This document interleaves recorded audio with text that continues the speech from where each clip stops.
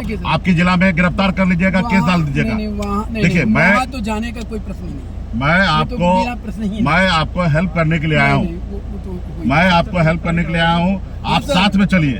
तो आप उनकी बात मान लीजिए, हम यहाँ से लखनऊ चले जाते हैं और धरना हम खत्म करवा देते हैं। हम तो कोई बड़े अधिकारी नहीं, मैं आप सबसे तो आप अपने जिले के मुखिया से बात करा देना आपकी। आप तो जिले के मुखिया से बात कर लीजिए ना, या करा दीजिए, हमको क्या है प्रति है, हमको बड़ा करा दीजिए।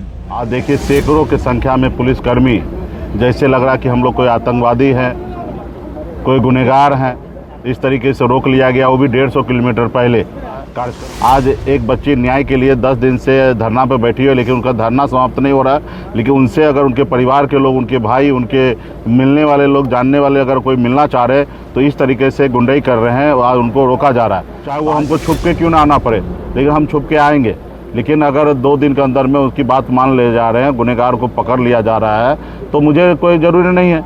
आज सरकार जो है ये तानाशाही का दिखा रही है। मुकेश सहनी को ऐसा क्यों लगा कि वो आतंकवादी है, और वो भी बिहार में नहीं बल्कि यूपी में, जहां पर योगी जी की सरकार है। ऐसा हम नहीं कह रहे, ऐसा कहना है वीआईपी के संस्थापक मुकेश सहनी का।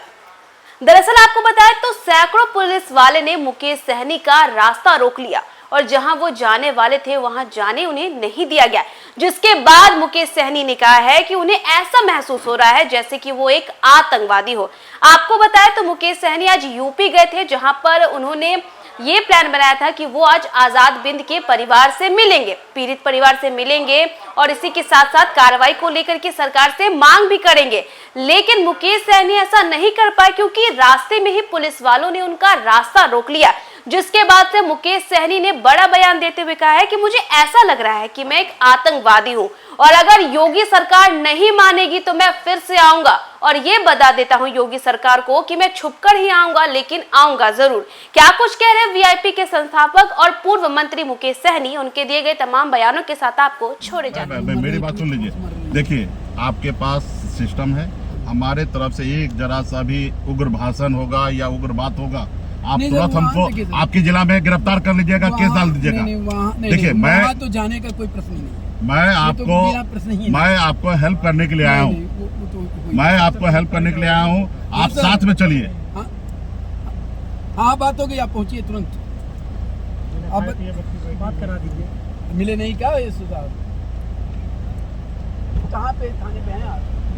नहीं वो मान के बारे में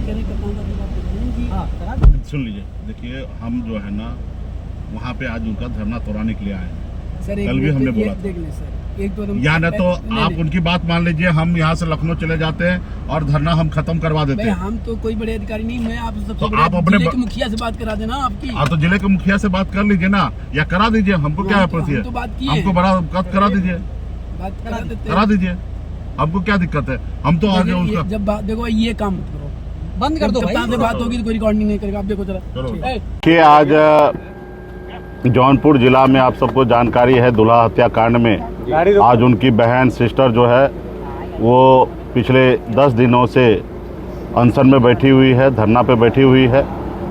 आज उस परिवार से मिलने के लिए जाना था, पहले से समय निर्धारित था। आज देखिए सैकड़ों की संख्या में पुलिसकर्मी, जैसे लग रहा कि हम लोग कोई आतंकवादी हैं, कोई गुनहगार हैं, इस तरीके से रोक लिया गया, वो भी 150 किलोमीटर पहले, कार्यक्रम से पहले। और आज वहाँ जाने की अनुमति कह रहे नहीं दे रहे हैं। तो ये सारे चीज़, ये सब सरासर लोकतंत्र में जनता का जो है अधिकार है उनको हनन किया जा रहा है, उसको कुचला जा रहा है। आज एक बच्ची न्याय के लिए 10 दिन से धरना पे बैठी है, लेकिन उनका धरना समाप्त नहीं हो रहा है। लेकिन उनसे अगर उनके परिवार के लोग, उनके भाई, उनके मिलने वाले लोग, जानने वाले अगर कोई मिलना चाह रहे तो इस तरीके से गुंडाई कर रहे हैं और उनको रोका जा रहा है। तो आज इसके लिए हम लोग को यहाँ से दूसरी जगह भेजा जा रहा है, ज़िला के अंदर जाने के लिए नहीं मिल रहा है। लेकिन अभी मैं कप्तान एसपी साहब से बात हुआ है, उनसे मैंने आग्रह किया है कि 2 दिन के अंदर में आप उनकी बातें को मान लीजिए, जो संवैधानिक है, जो सही है, उस बात को मान के उन कार्रवाई कीजिए और अनशन को, जो धरना है, उनको तोड़वाइए। और यदि नहीं तोड़वाएंगे तो फिर हम 2 दिन के अंदर में, अगर नहीं तोड़वाते तो फिर हम आएंगे, चाहे वो हमको छुप के क्यों ना आना पड़े, लेकिन हम छुप के आएंगे। लेकिन अगर 2 दिन के अंदर में उसकी बात मान ले जा रहे हैं, गुनहगार को पकड़ लिया जा रहा है, तो मुझे कोई ज़रूरी नहीं है। आज सरकार जो है ये तानाशाही का दिखा रही है।